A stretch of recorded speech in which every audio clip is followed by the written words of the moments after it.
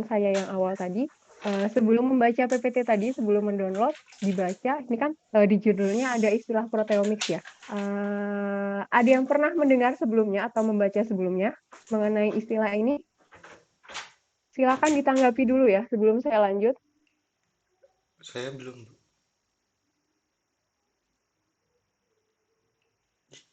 Kehilangan, Mbak.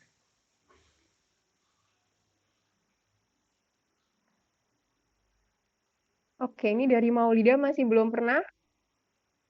Ada yang sudah pernah? Pernah dengar doang, Bu.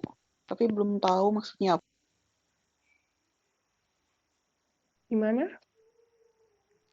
Cuma pernah dengar Oke, saya istilahnya, anggap belum. belum ya. Saya anggap Maulida ini sudah mewakili.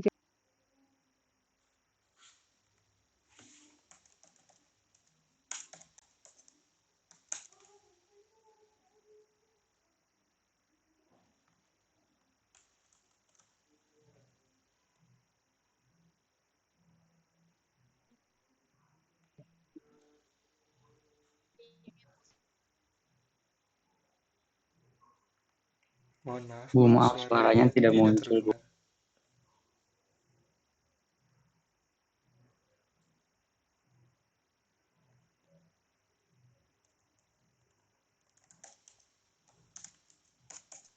Ibu punten masih di mute, Bu, mic-nya.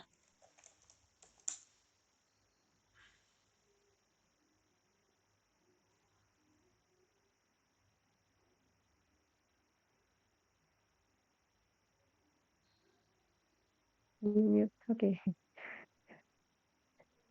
Saya lupa kalau masih memute ya ternyata. Nah, eh, jadi jawaban Maulida tadi saya anggap mewakili ya. Jawaban kalian mungkin masih belum pernah mendengar istilah proteomics ya. Kalau sekarang udah terdengar kan ya. Nah, di dalam bioteknologi itu ada yang namanya istilah teknologi omics. Nanti kalau kalian pengen tahu lebih lanjut bisa searching sendiri. Nah, dalam teknologi omics itu banyak sekali turunannya. Contohnya apa? Kalau yang mempelajari mengenai satu set genom yang ada dalam satu organisme, namanya genomics, yang mempelajari protein satu set protein yang ada dalam organisme namanya proteomics yang mempelajari satu set molekul-molekul baik itu metabolit sekunder dan juga metabolit primer yang ada dalam suatu organisme disebut sebagai metabolomics. Nah, karena fokus kita di kuliah biokimia terapan adalah proteomics, saya hanya memperkenalkan sedikit mengenai istilah proteomics ini.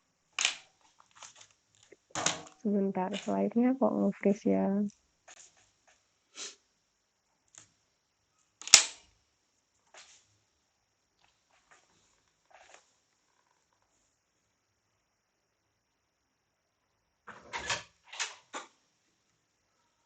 Nah, apa sih proteomics ini? Jadi, proteomics itu merupakan suatu cabang ya, yang mempelajari keseluruhan protein yang ada dalam suatu sel atau dalam suatu organisme.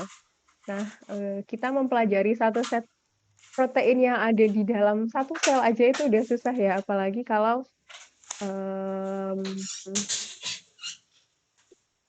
satu set protein yang ada dalam sel, kemudian selnya itu baru yang prokaryotik, baru yang bakteri itu pun udah susah ya. Nah, apalagi kalau misalkan kita belajarnya satu set protein, keseluruhan protein yang ada dalam suatu sel eukaryotik atau sel organisme yang lebih tinggi lagi ya, pasti akan lebih rumit. Nah, apa aja sih yang dipelajari dalam proteomics ini? Jadi dalam proteomics itu yang dipelajari adalah strukturnya, struktur dari protein, karena untuk tahu fungsi itu harus tahu strukturnya dulu ya. Kemudian kita misalkan kita mempelajari enzim, kita mempelajari protein pengangkut, itu pasti strukturnya akan berbeda. Nah, selain itu, selain mempelajari satu persatu proteinnya, yang namanya protein itu biasanya bekerjanya tidak sendiri ya, tapi dia bekerja sama dengan protein-protein yang lain. Nah, kalau misalkan ada kerjasama, sama seperti kita, kalau misalkan kita akan bekerja sama dengan orang kan pasti ada komunikasinya ya. Nah, ini sama antara satu protein dengan protein yang lain itu ada interaksinya. Nah, eh, informasi-informasi tersebut kita pelajari dalam ilmu yang disebut sebagai proteomics.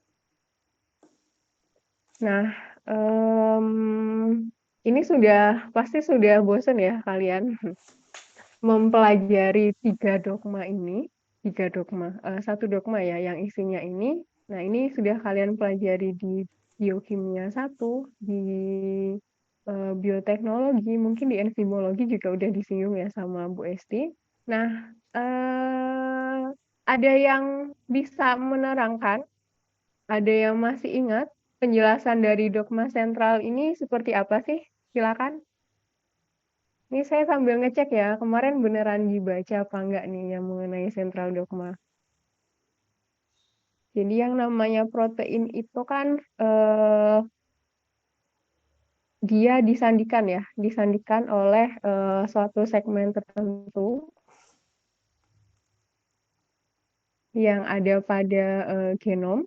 Nah, makanya di sini kita pelajari dulu apa itu gen, kemudian aliran informasinya sampai menjadi protein itu seperti apa.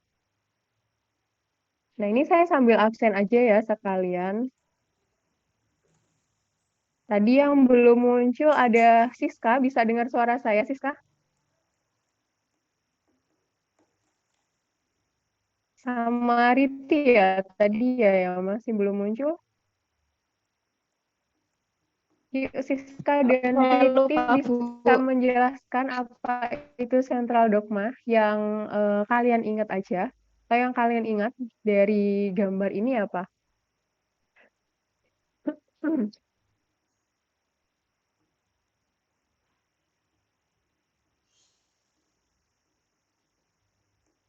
Halo Siska, tadi udah uh, meng-unmute. Ritinya mana nih Riti?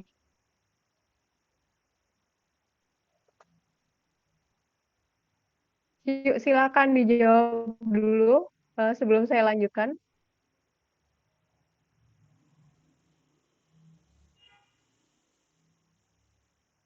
Saya tunggu Riti dan Siska gimana? Atau ada teman yang lain yang mau memberikan clue-nya juga silakan ya.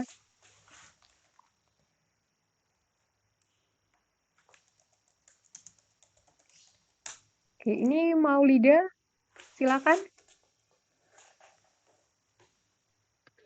Kalau Ini seingat lihat saya, tak pikir ya raise hand.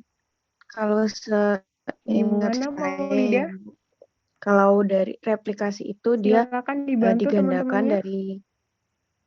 dari DNA menjadi DNA, jadi digandakan gitu. Terus kalau transkripsi itu dia dari DNA diubah menjadi RNA. Silakan, saya nggak Kalau akan lanjut translasi sebelum itu kalian membahas ini dulu. dari RNA ke asam amino kemudian menjadi protein.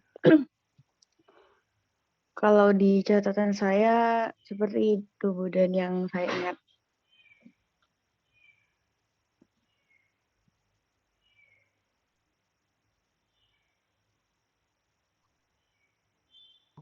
Halo, apa Maulida tadi udah menjawab, tapi sayanya nggak dengar. Apa suara saya tadi tidak terdengar, Bu? Oh iya, sebentar. Ini kok aneh ya?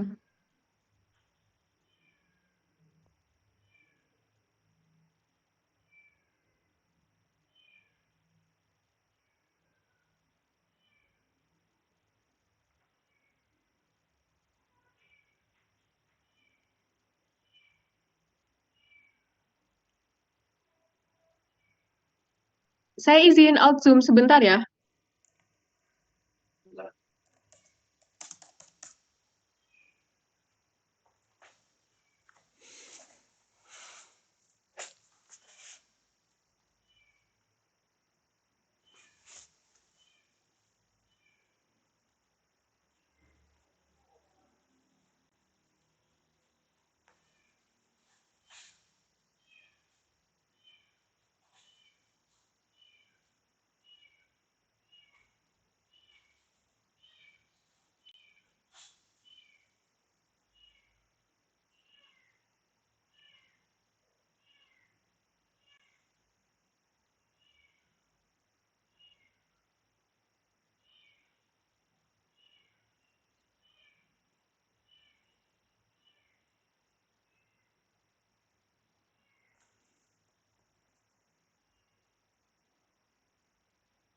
Oh iya.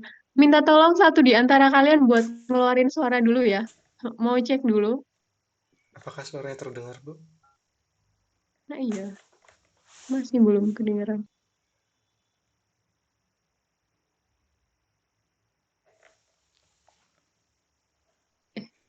Coba minta tolong Raihan buat bersuara lagi ya, silakan. Tes 1 2 3. Apakah terdengar? Tes tes.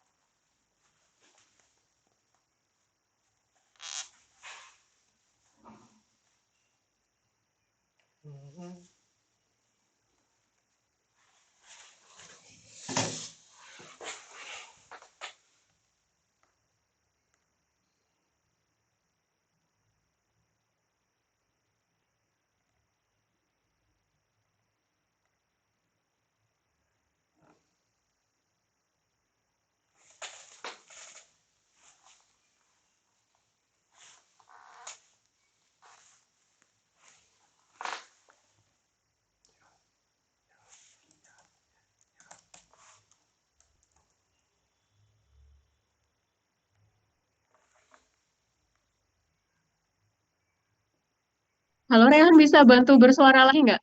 Tes 1 2 3. Apakah terdengar, Nah, Bu? Cek oke, cek. udah masuk. Oke, Bu. Oke, terima kasih Raihan.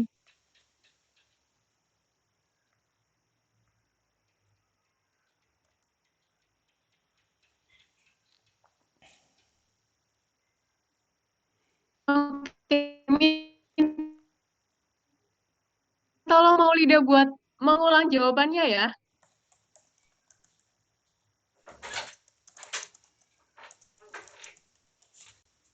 Silakan Maulida. Atau yang lainnya juga silakan. Ada Riti tadi, ada Siska yang belum kelihatan.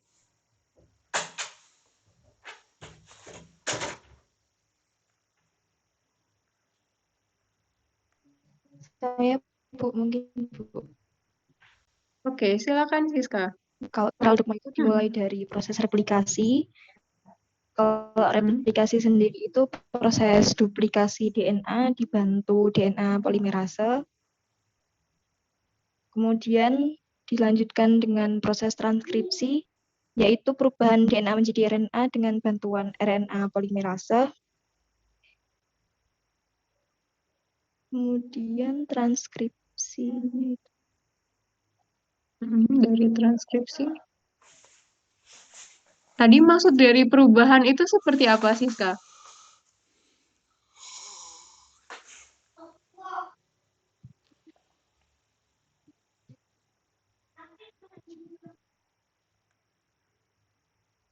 Bisa dijelaskan dulu yang dimaksud perubahan di proses transkripsi tadi seperti apa, Siska? Perubahan dari DNA menjadi RNA. Maksudnya gimana tuh? Bisa dijelaskan lebih lanjut lagi.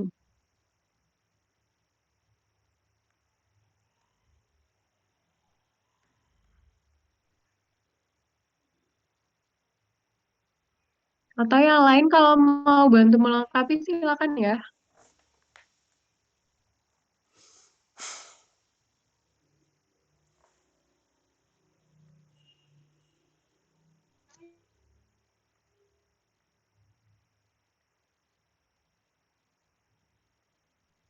Ketika transkripsi itu proses perubahan menjadi RNA yang mana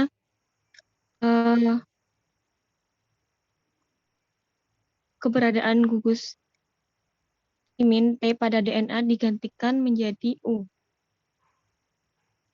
Oke, jadi misalkan kita punya urutan DNA, A jadi T,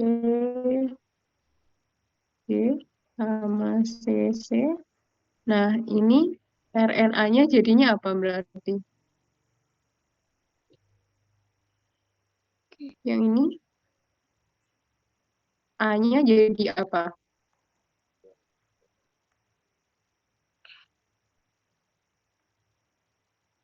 T.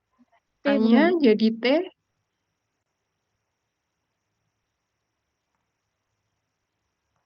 silakan. Ada yang ada yang lain yang mau mengklarifikasi atau udah jawaban Rita? A-nya jadi T, U. jadi apa? Ayo. TACGG, Bu. Kenapa? A-nya TACGG, Bu, jadinya itu. G. pasangannya A. Ditanya apa jawabannya semua. Sebentar. U. A-nya jadi apa nih kalau di sini? Jadi U. A. G. Ayo. Ya U. Sebentar ini mau nulis lagi. Kan jadi A-nya jadi apa? U, Bu. U ya. Terus Iya. T-nya jadi A. U. A, Bu. jadi apa? Ayo, U apa A? A. Apa? A. A ya. Terus habis itu G-nya? C. C. C. Nah, C-nya jadi. G. G. G. Terus yang J-nya ini lagi jadi G juga G. ya. Oke, jadi yang berbeda ya, salah satu hal yang berbeda dari DNA dan RNA itu di basa nitrogennya ya. Nah, selain itu, setelah jadi RNA, terus diapakan? Hmm. Dan apakah semua RNA itu pada akhirnya akan masuk ke proses selanjutnya? Atau seperti apa? Silakan.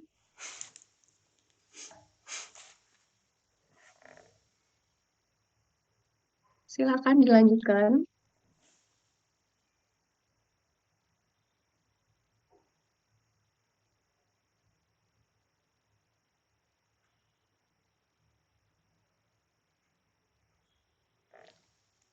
Silakan, saya tunggu. Saya sabar menunggu.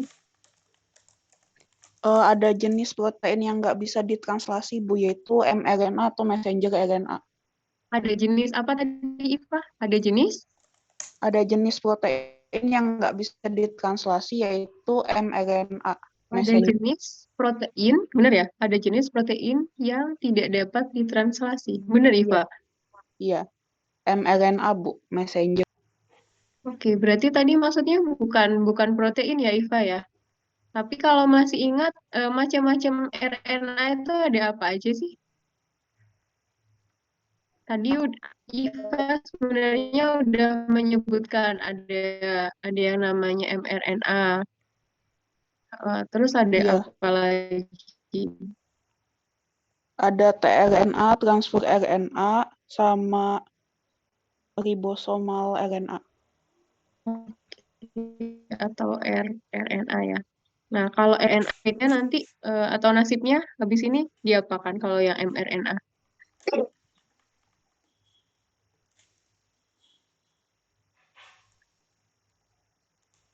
Kalau yang mRNA selanjutnya dia ngapain? tRNA ngapain? rRNA ngapain?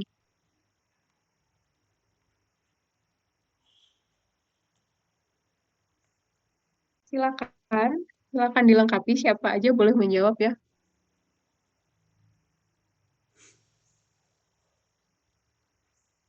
Yuk, yang belum ada suaranya.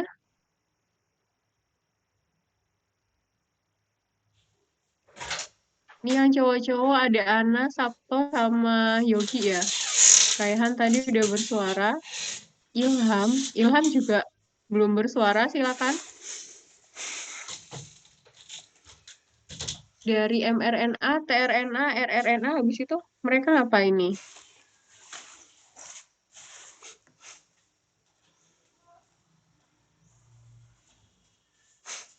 Oh, ini ada yang jawab di chat ternyata. mRNA jadi kodon. Oke. Tahu nantinya lanjut ya, lanjut yang nantinya akan mengguide proses sintesis protein. Nah, kalau yang tRNA sama yang rRNA buat apa kira-kira? Tadi Iva sebenarnya udah menyebutkan juga ya, T tadi kepanjangannya dari apa tadi? Yang kata Iva. R tadi apa? Silakan dilengkapi. tRNA untuk yang mentransfer tuh. Oke, tRNA yang mentransfer. Oke, Anas bisa dilengkapi apa ya? Maksudnya apa yang ditransfer? Untuk membawa asam amino Bu, Oke, yang ditransfer membawa asam amino dibawa kemana, Anas? ke dalam sintesis protein. Oke, dibawa ke ribosom ya waktu Iya. sintesis protein. Kalau yang RNA kurang satu yang belum terjawab.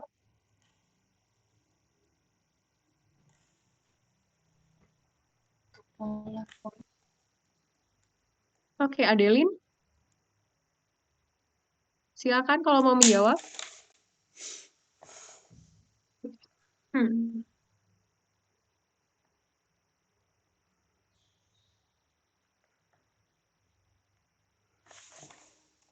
Silakan, tinggal satu rRNA yang belum terjawab. Membentuk pola atau membawa informasi genetik dari DNA ke ribosom. Membawa informasi genetik dari RNA Dari ke DNA ke ribosom. membawa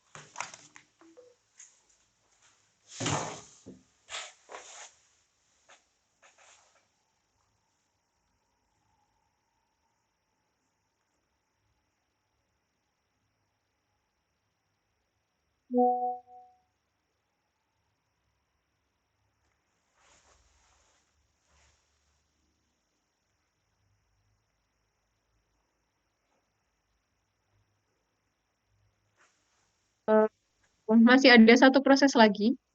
Tadi kan udah dijelaskan ya proses mRNA. Proses transkripsi itu menghasilkan berbagai macam RNA ya.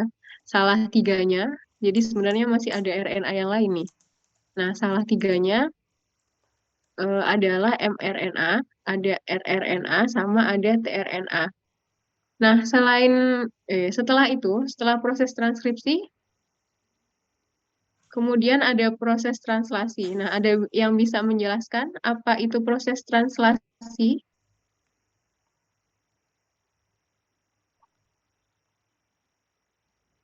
Silakan proses translasi.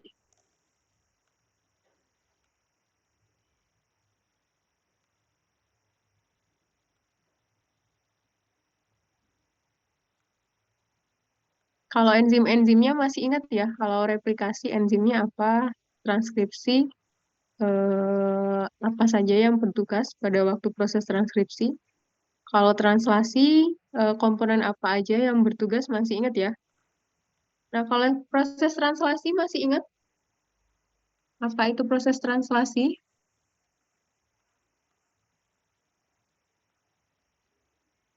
Sintesis RNA menjadi asam amino bukan, Bu? Sintesis RNA bisa diberikan penjelasan lebih lanjut, maksudnya gimana?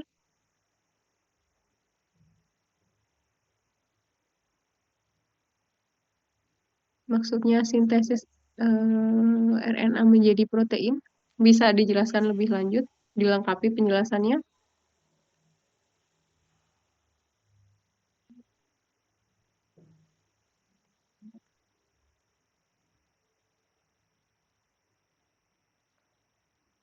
Silakan. Mungkin eh, penerjemahan triplet kodon mRNA oleh ribosom yang dibantu oleh tRNA menjadi untaian polipeptida. Oke, nah itu tadi sudah diberikan penjelasan lebih lanjut ya. Jadi mRNA itu tadi dia membawa kode-kode. Nah, kalau masih ingat kodenya itu satu asam amino ya disandikan oleh 3 kode, 3 basa nukleotida yang nantinya akan diterjemahkan menjadi 20 asam amino ya. Nah, itu yang namanya proses translasi.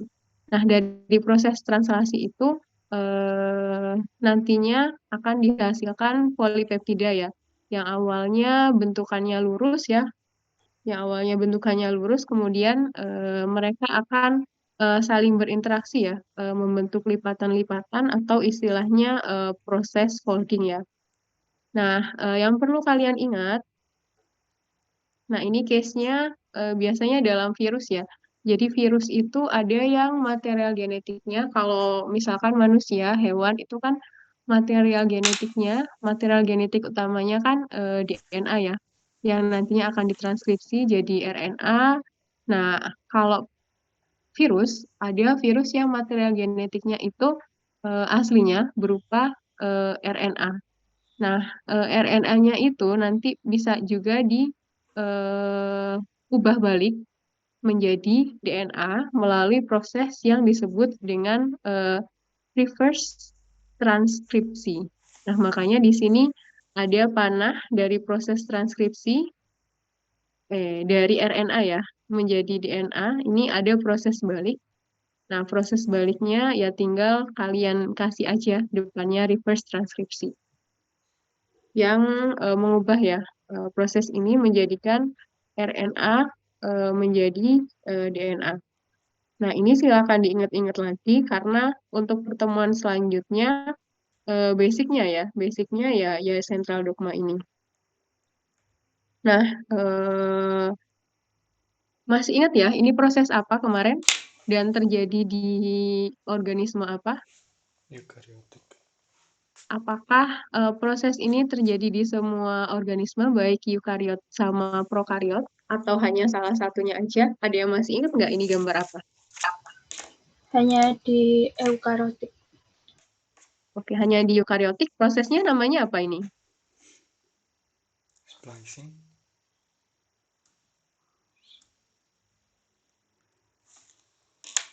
Ada yang masih ingat ini proses apa?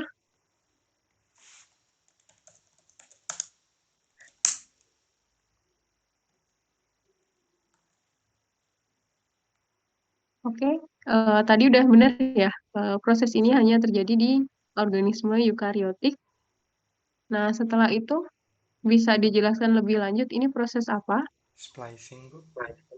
Oke, ini proses splicing. Splicing kalau di central dogma tadi terjadinya di titik mana ini? Proses splicing. Di mRNA. Oke, di mRNA ya. Tadi setelah ditranskripsi, salah satu produknya kan mRNA. Nah, kalau eukariotik ya, harusnya kalian masih ingat ya, kalau di eukariotik mRNA-nya itu nggak langsung matang, tapi ada pemrosesan ya. Makanya hasilnya itu masih immature mRNA yang nantinya akan mengalami serangkaian proses ya. Prosesnya ada apa aja kemarin masih ingat ya? Di sini udah digambarkan juga. Ada proses capping atau penambahan ini ya, tudung di ujung 5 aksen. Dulu kita udah bahas ya fungsinya apa, semoga masih ingat. Kemudian ada penambahan poli A ya, atau maksudnya ini urutan A yang panjang. Nah, yang selanjutnya ada proses splicing ya. Masih ingat ya, yang di sini yang dihilangkan itu adalah intron-intronnya. Intron-intron ini disebut sebagai DNA jang ya, atau DNA yang nggak terpakai, makanya dihilangkan. Nah, selanjutnya dia akan membentuk mature mRNA atau mRNA yang sudah mengalami pemrosesan. Nah, ini seakan-akan kalau misalkan kita punya urutan yang seperti ini, urutan yang di sini dia punya ekson, intron, ekson, intron, ekson, intron, ekson, intron, seakan-akan intronnya pasti semuanya akan dibuang, kemudian akan menghasilkan mature mRNA yang susunannya seperti ini. Nah, ternyata setelah dipelajari oleh orang biologi molekuler ya, ternyata tidak sesimpel itu ya. Jadi ternyata ada proses yang disebut sebagai istilahnya alternative splicing. Nah, maksud dari alternative splicing ini apa? Nah, kalau kalian perhatikan di sini ya, ini pertamanya yang atas ini dia merupakan urutan DNA-nya, kemudian dia diubah menjadi RNA ya melalui proses transkripsi yang dikatalisis oleh RNA polimerase akan menghasilkan urutan yang seperti ini. Nah, urutan ini kalau di eukariotik masih Pre. dalam, ini katakanlah udah mRNA ya, bukan RNA yang lain. Nah, di sini masih dalam bentuk yang belum matang ya, atau immature, yang harus mengalami pemrosesan baik penambahan tudung ya, 5 accent cap, polyadenilasi, dan intron splicing tadi. Nah, ternyata proses splicing itu dia nggak hanya menghasilkan satu produk ya. Nah, bisa jadi ada eh, bermacam-macam produk. Nah, contohnya misalkan di sini mRNA yang awal, dia menghilangkan keseluruhan intronnya, kemudian menyambungkan semua eksonnya, jadi yang warnanya biru, hijau, merah atau pink, biru muda sama oranye ini disambung semua. Nah, setelah ditranslasi dia akan menghasilkan protein A. Nah, mRNA ini bisa juga mengalami alternatif splicing yang lain sehingga menghasilkan urutan mRNA dewasa yang hanya mengandung ekson yang warna biru, hijau, biru muda sama yang oranye sehingga menghasilkan protein B. Nah, ini juga sama ya, ada alternatif yang lain. Misalkan di sini dia hanya mengandung 4 ekson di antara 5 ekson ini, dan hasilnya protein C. Jadi ternyata mRNA itu, satu mRNA bisa jadi tidak hanya menyandikan satu protein ya, tapi dengan adanya alternatif splicing, bisa jadi menghasilkan lebih dari satu protein. Nah, ini merupakan tambahan informasi ya dari materi-materi yang sudah kita pelajari selanjutnya. Nah, selanjutnya saya langsung masuk ke teori atau hipotesis ya mengenai one gene, one enzyme. Jadi ini kalau kita lihat ya, kalau kita lihat jurnalnya ini sekitar tahun 1941. Jadi tahun 1941 ini kalau kita ingat-ingat Watson and Crick aja belum selesai gitu apa namanya meneliti mengenai struktur DNA. Nah, jadi ini ceritanya kalau misalkan kita lihat film itu alurnya bukan maju terus ya, yang ini. Tapi alurnya ini ada yang maju balik lagi gitu ya. Jadi jangan bingung. Nah, teori one gene one enzyme ini merupakan teori yang sangat fenomenal juga ya di biologi molekuler. Karena apa? Karena dengan adanya teori ini kita tahu kalau ternyata enzim itu sebenarnya dikodekan oleh yang namanya gen. Jadi sebelumnya masih belum jelas ya apa namanya informasi tersebut. Nah, eksperimen yang akhirnya menghasilkan hipotesis one gene one enzyme ini dilakukan oleh ini ya Bredel and Tatum pada tahun 1941. Nah, waktu itu juga udah ada jurnal ilmiah ya, jadi penelitiannya juga udah dipublikasikan agar lebih banyak orang lagi ya yang tahu. Nah, penelitian dua orang ini menggunakan neurospora. Neurosporanya kalau misalkan kalian punya roti nggak dimakan-makan, eh, biasanya kan akhirnya akan dimakan makhluk lain ya, akan dihinggapi makhluk lain. Nah, ini makhluknya neurospora ini biasanya yang hidup di roti itu.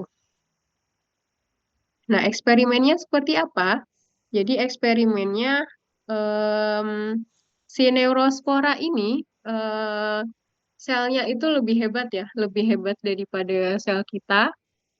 Nah, misalkan kita punya neurospora, kita tumbuhkan dalam medium yang kandungan gizinya atau bahan-bahan penyusun mediumnya itu nggak lengkap, atau istilahnya medium minimal medium, neurospora ini dia masih tetap bisa bertahan, masih tetap bisa hidup. Beda lagi kalau misalkan kita punya sel manusia, kita masukkan dalam minimal medium ini, dia nggak akan hidup. Tapi kalau neurospora bisa hidup. Nah, kira-kira ada yang tahu kenapa neurospora bisa hidup dalam medium yang minimal? Kenapa? Ada yang tahu nggak? Ada yang bisa menebak nggak? Kenapa? Kira-kira.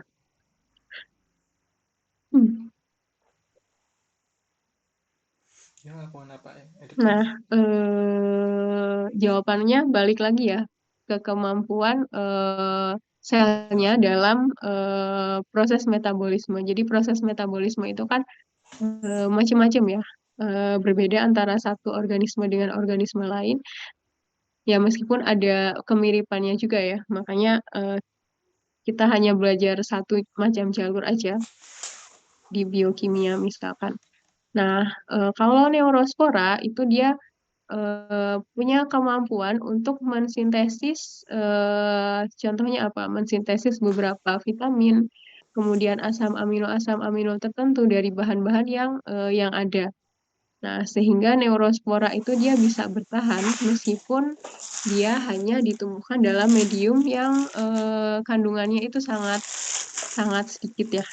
Nah, sedangkan kita sel kita itu dia tidak bisa mensintesis keseluruhan asam amino ya. Makanya ada istilah asam amino esensial dan asam amino non esensial. Kalau yang non esensial kita bisa sintesis sendiri ya dari prekursor-prekursor yang ada.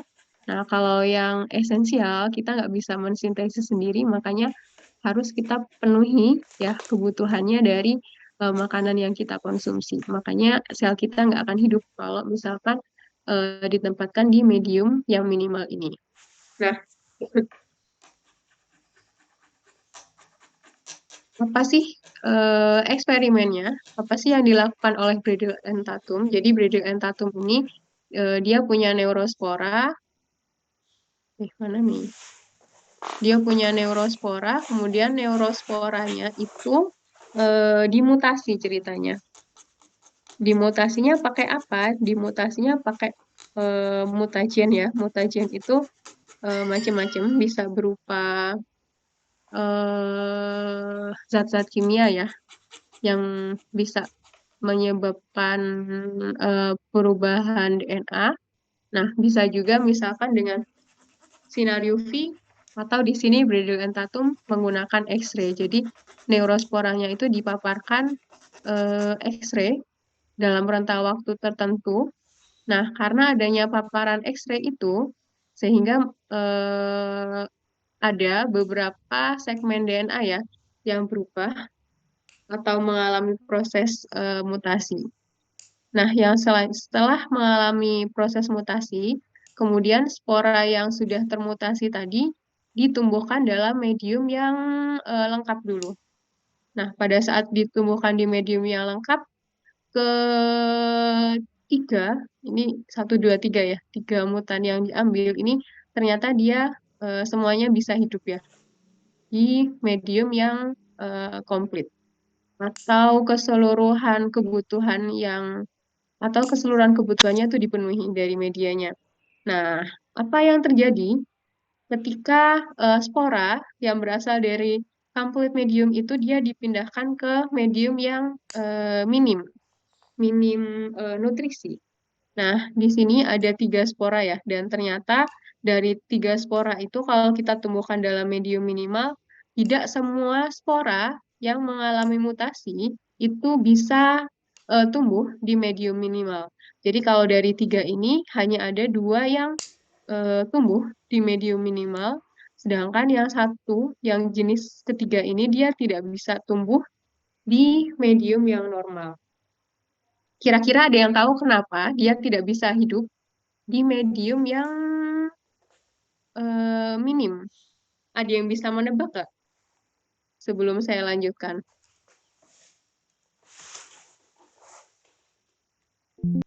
Kira-kira ada yang bisa menebak kenapa dia tidak bisa hidup dalam medium yang minimal? Perkiraan saya Mm-mm. untuk sampel yang ketiga itu mengalami perubahan dari susunan DNA-nya sehingga tidak seperti semula lagi untuk membuat apa asam amino yang semestinya gitu. Oke. Nah, jadi sebenarnya 3 ini dia mengalami mutasi ya, ketiga-tiganya. Baik yang 1, 2, 3.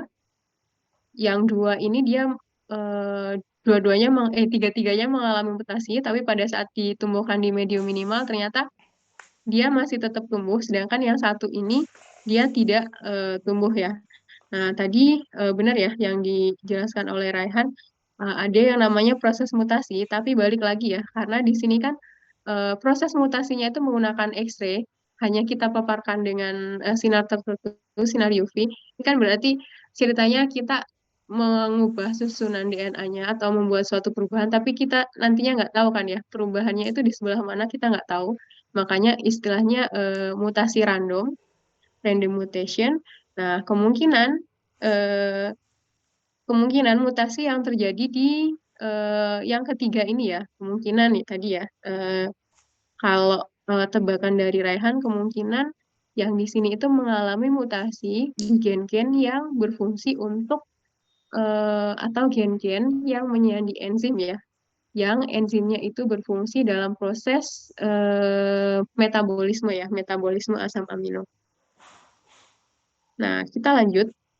Nah, akhirnya eh, akhirnya dicari lagi ya, kira-kira yang mengalami mutasi itu gen apa, gen yang menyandi enzim apa.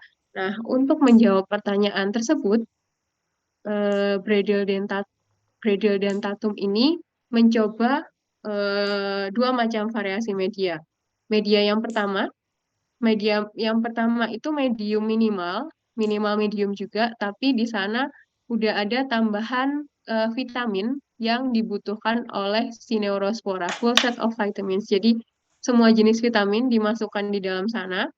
Kemudian medium yang kedua ini minimal medium, tapi sudah ditambahkan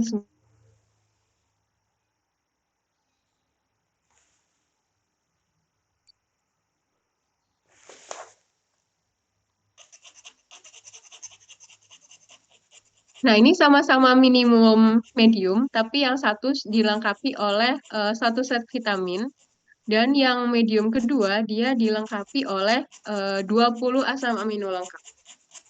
Nah, ternyata setelah mutan yang ketiga tadi ditumbuhkan dalam medium ini, ternyata di medium pertama dia tidak bisa tumbuh, meskipun udah ada vitaminnya.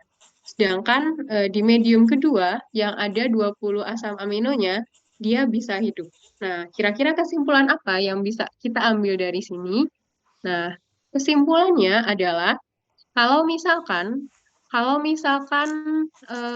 si mutan tadi mutasinya itu berada pada gen-gen yang menyandikan enzim yang bertindak dalam metabolisme vitamin, ya, di dalam metabolisme vitamin, maka kalau misalkan kita tumbuhkan dalam medium yang di dalamnya sudah kita perkaya vitamin, harusnya dia tumbuh ya. Nah, ternyata ini tadi ya penyebabnya mutasinya itu ternyata tidak di gen yang bertindak untuk metabolisme vitamin, tapi ternyata ini tadi ya tebakannya Raihan, ternyata mutasinya itu ada di gen-gen yang berfungsi untuk metabolisme asam amino. Nah, akhirnya ini udah mengerucut ya, mengerucut mutasinya di gen-gen yang bertindak dalam metabolisme asam amino. Nah, yang selanjutnya ini kita penasaran nih, asam aminonya kan ada 20 ya. Asam aminonya kan ada 20. Nah, ini kita masih nyari-nyari lagi nih.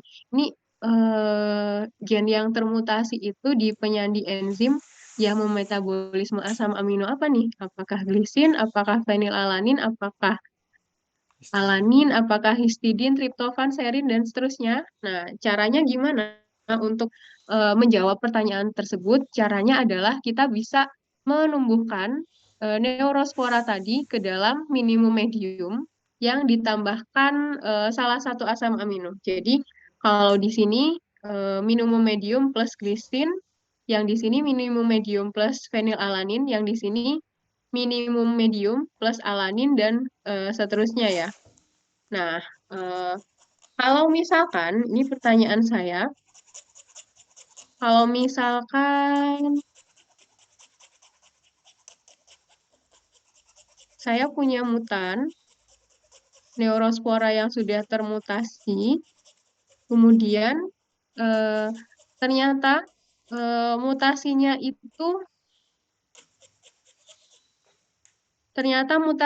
itu ada di gen yang bertindak untuk memetabolisme glisin.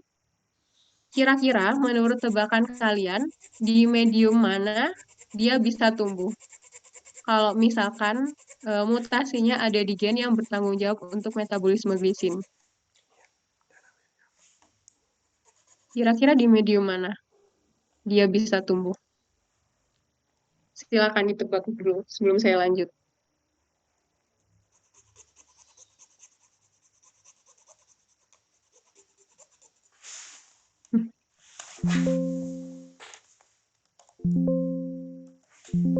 Kalau misalkan ada yang bingung, bisa disampaikan aja ya. Bisa saya ulang lagi penjelasannya.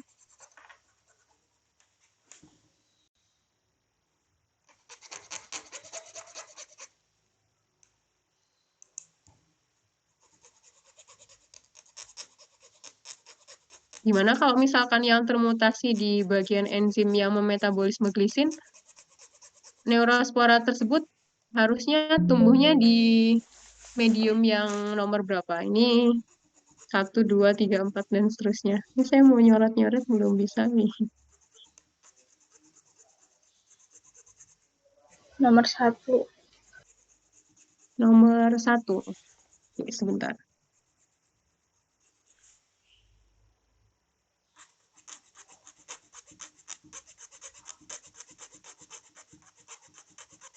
Yang lainnya punya pendapat yang sama atau ada jawaban lain?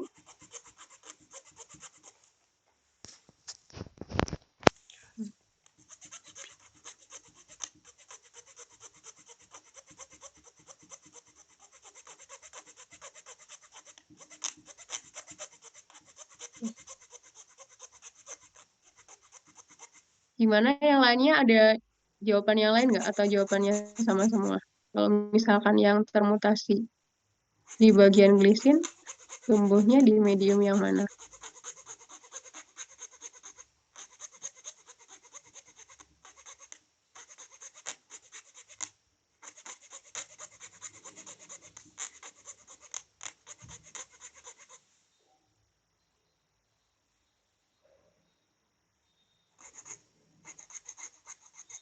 Sama ya, harusnya ya jawabannya.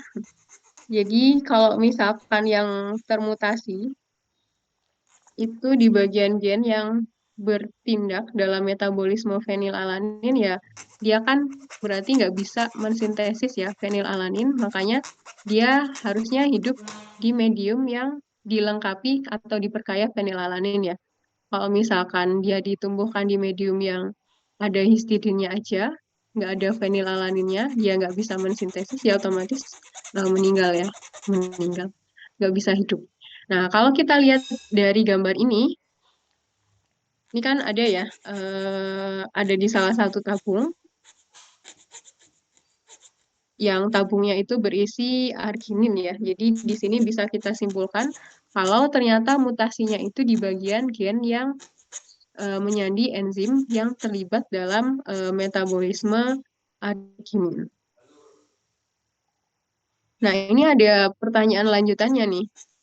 Nah, yang namanya proses metabolisme arginin itu kan dia apa namanya, ada serangkaian tahapannya ya, ada serangkaian reaksinya.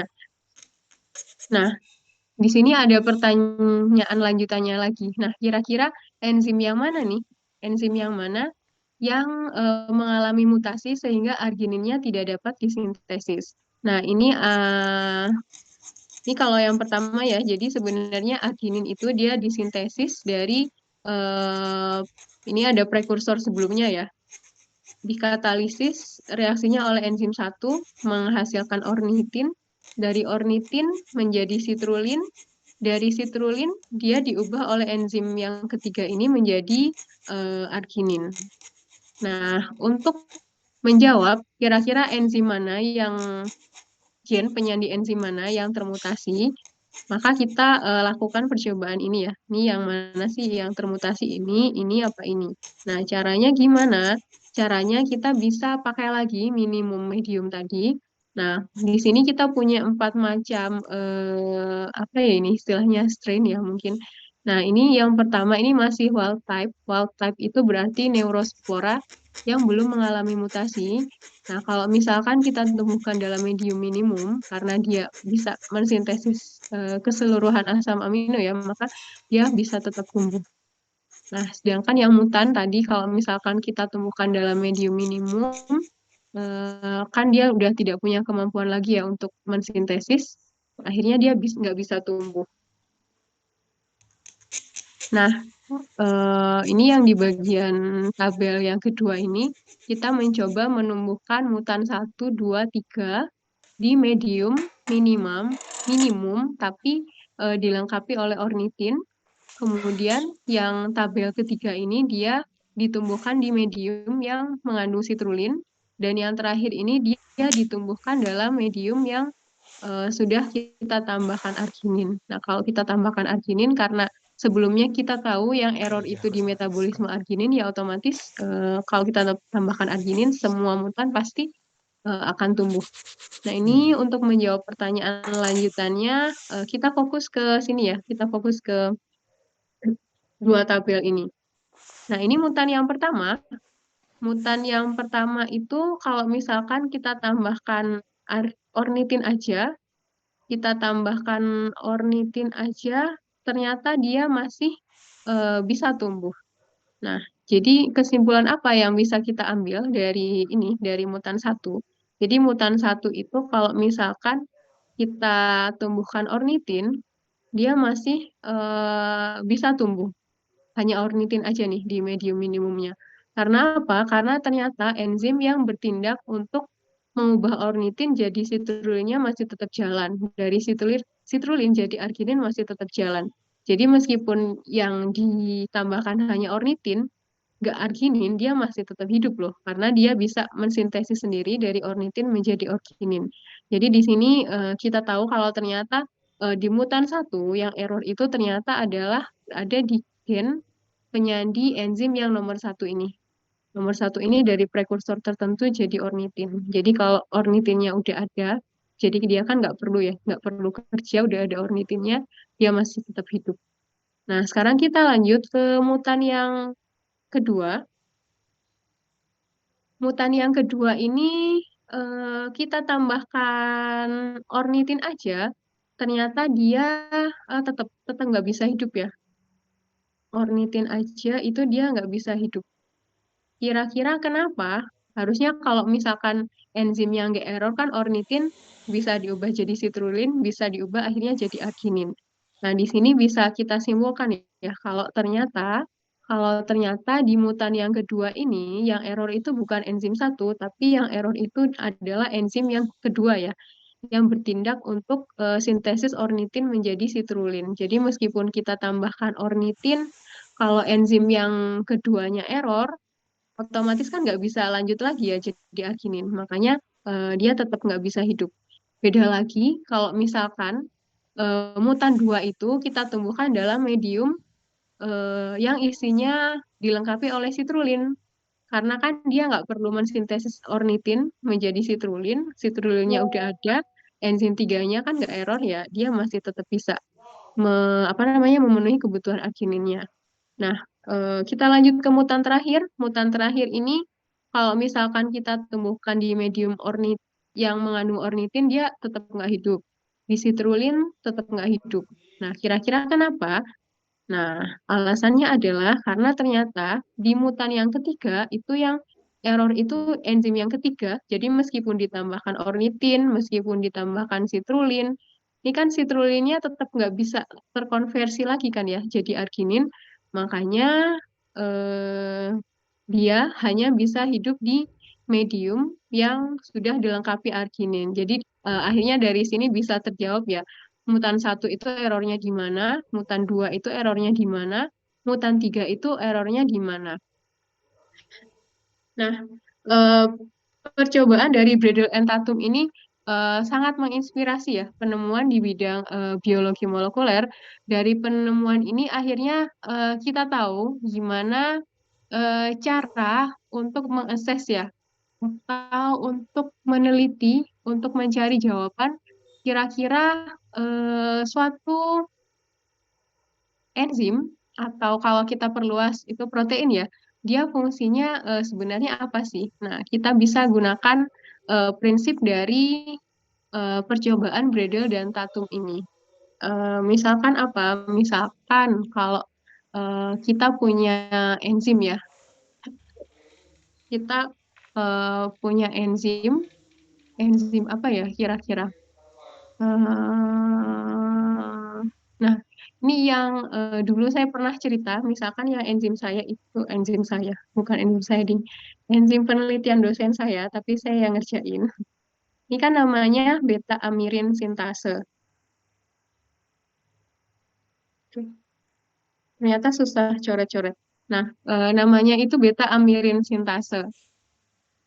Nah, kalau misalkan kita nggak yakin apakah enzim tersebut merupakan enzim yang benar-benar beta amirin sintase atau enzim yang lain, kita bisa melakukan mutasi di gen penyandi enzim beta amirin sintase. Enzim yang diduga merupakan beta amirin sintase tadi. Jadi kita mutasi, misalkan kita mutasinya karena sekarang kan biologi molekuler itu kan udah sangat berkembang ya. Jadi kalau misalkan yang percobaannya Bredel dan Tatum tadi itu kan mutasinya pakai X-ray, pakai sinar UV, atau pakai mutagen kimia. Itu kan kita nggak tahu ya nantinya mutasinya di sebelah mana, makanya mutasinya random. Jadi percobaan Bredel dan Tatum itu tidak seindah cerita yang barusan ya, tapi ini tuh dikerjakan berulang-ulang sehingga menghasilkan mutan, 3 mutan ini, mutan 1, 2, 3, dan pastinya seleksinya juga kebayang panjang sekali, usahanya sangat keras. Nah, kalau sekarang karena biologi molekuler udah sangat berkembang ya, kita bisa memanfaatkan database ya, misalkan di NCBI atau Protein Data Bank. Jadi kita bisa melakukan mutasinya tuh udah nggak random lagi, tapi mutasinya udah tertarget ya. Mutasinya udah tertarget, caranya juga macam-macam.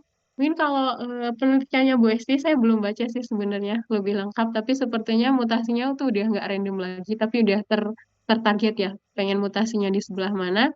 Nah, misalkan yang tadi beta amirin sintase kita mutasi aja coba di sisi katalitiknya.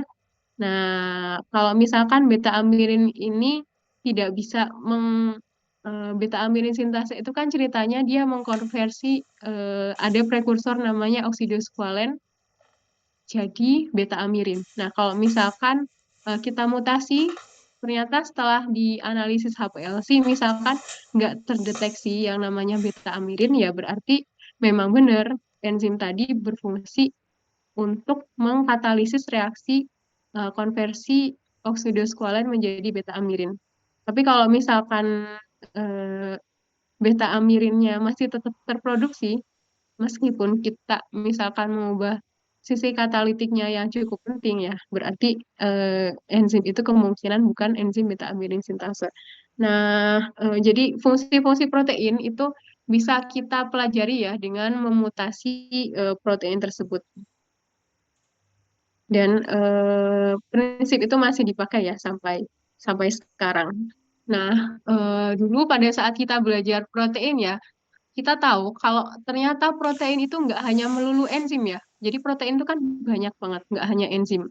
Ada protein yang fungsinya sebagai antibodi. Ada protein yang fungsinya misalkan untuk proses kontraksi ya di otot. Ada miosin.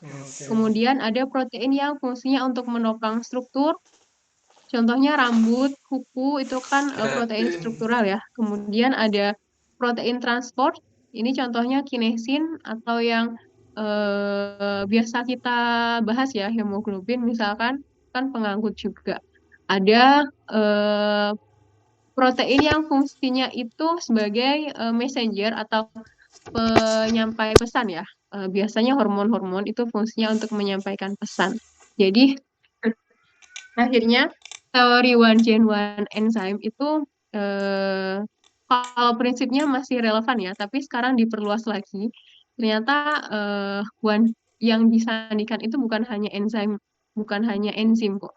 Makanya akhirnya direvisi ya menjadi teori yang namanya one gen one polypeptide. Jadi peptidanya, maaf, jadi produknya itu nggak hanya enzim, tapi polipeptida ya yang bisa jadi salah satu di antara ke berapa nih? Keenam yang dituliskan di sini. Nah, yang selanjutnya kira-kira selama setelah kalian mempelajari biokimia ya dan juga sedikit-sedikit mempelajari biologi molekuler ya, menurut kalian teori one gen one polypeptide ini eh, relevan nggak sampai sekarang? Atau sebenarnya masih ada kelemahan nggak dari teori one chain one polypeptide ini? Kalau menurut pembacaan kalian selama ini. Kalau yang awal tadi kan penyandi enzim. Dan ternyata nggak hanya enzim kan ya protein, bisa bisa yang lainnya. Kira-kira ada lagi nggak kelemahan dari teori ini? Kalau menurut kalian?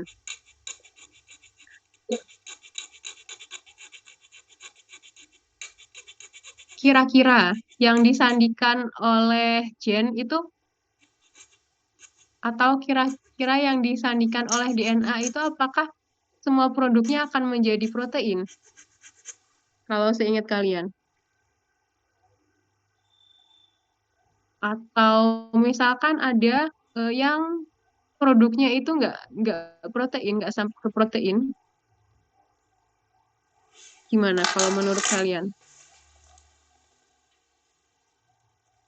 Atau ini balik lagi ke pertanyaan dulu, ada nggak sih enzim yang dia itu tidak tersusun atas asam amino, bukan merupakan protein, tapi disusun oleh biomolekul lain? Kira-kira ada nggak? Kalau seingat kalian.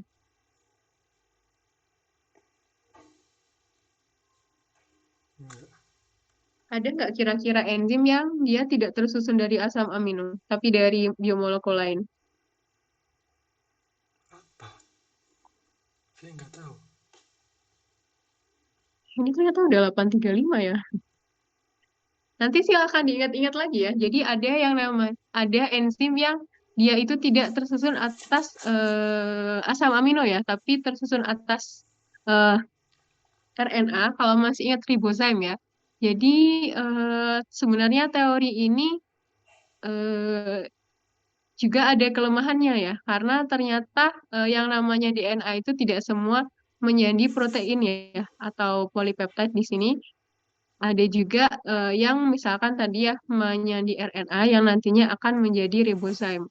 Atau kalau misalkan kita balikan lagi di yang depan ini tadi, nah ternyata di sini kita tahu ya, kalau ada yang istilah yang disebut dengan alternative splicing ya, yang nantinya dia nggak hanya menyandikan satu protein aja, tapi bisa jadi beberapa macam protein. Atau kalau misalkan di sini, yang selanjutnya ini, saya mau menyinggung sedikit ya tentang hemoglobin. Jadi yang namanya hemoglobin itu dia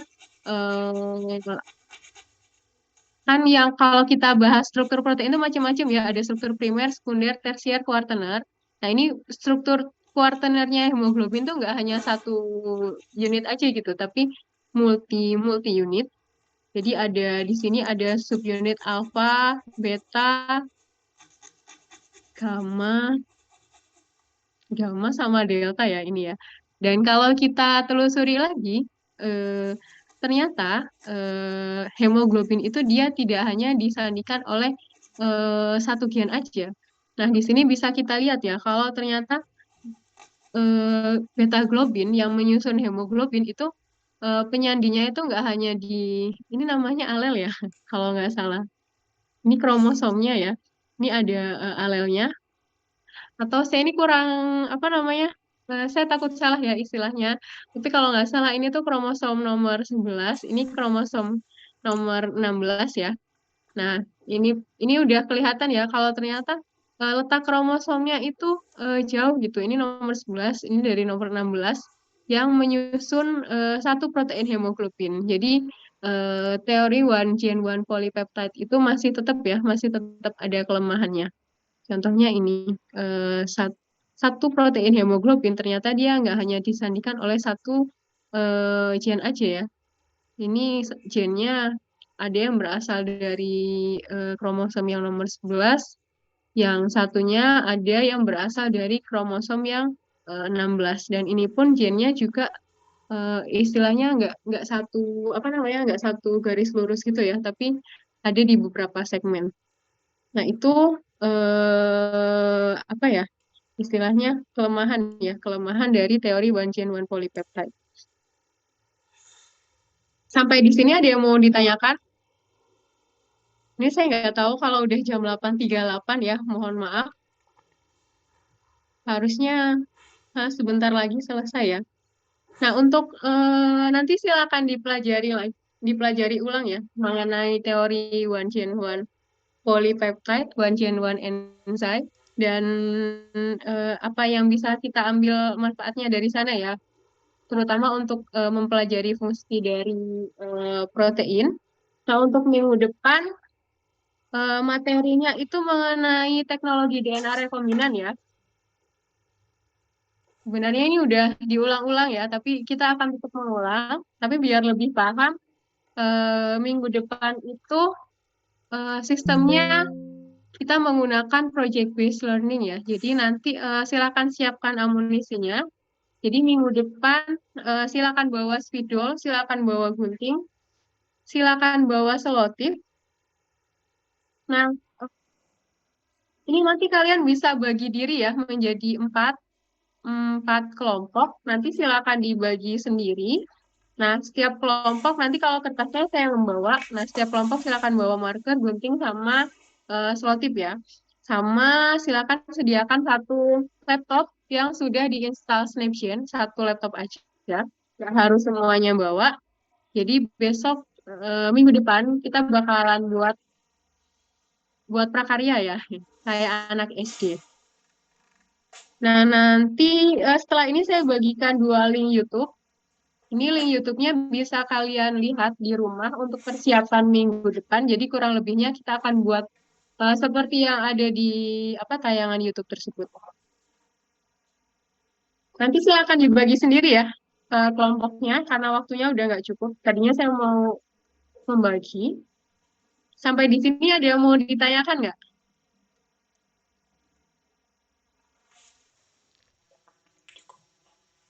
Atau sudah cukup? Cukup, Bu. Oke. Kalau sudah cukup dan tidak ada pertanyaan, bisa saya akhiri ya kuliah hari ini. Semoga apa yang kita pelajari hari ini ada manfaatnya. Baik, seenggaknya untuk ini ya, untuk melengkapi penilaian. Dan semoga ke depannya ada yang bisa pakai juga ya, ada yang bisa memanfaatkan. Kita akhiri kuliah ini dengan bacaan Alhamdulillahirrahmanirrahim. Oh iya, jangan lupa untuk mengisi presensi di daring ya.